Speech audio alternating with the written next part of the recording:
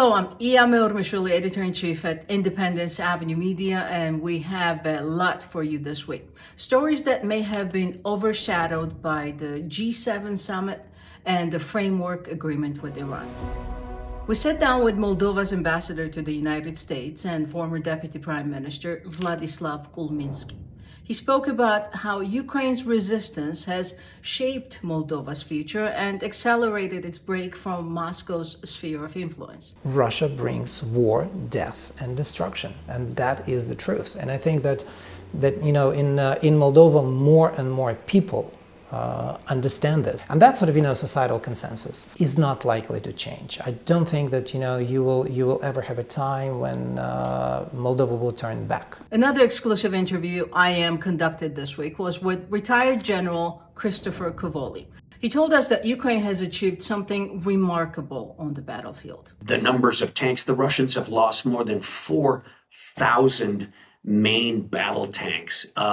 There are developed nations with only 150 or 200 or 300 tanks in their entire inventory. But despite Russia's massive losses, Cavoli warns that the threat from Moscow will not disappear when the war ends. So I think during the war, we get a little bit of time to prepare.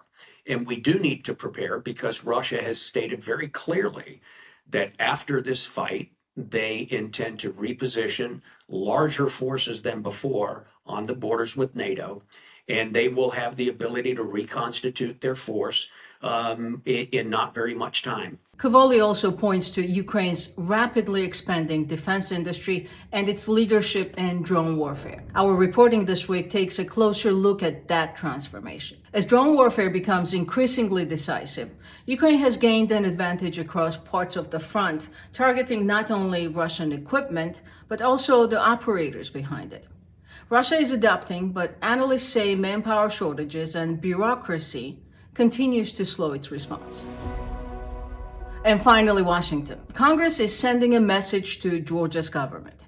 Lawmakers have passed legislation requiring a review of Russian and Chinese influence in Georgia and included similar provisions in the next year's defense authorization bill. Former U.S. Ambassador John Herbst says Tbilisi may have misunderstood where Washington stands. They were hoping that they wouldn't care about what's happening in Georgia, and of course they were wrong about that. That's State of Play. I'm IAM State. For the full interviews and reporting behind these stories, visit our website and subscribe to our YouTube channel.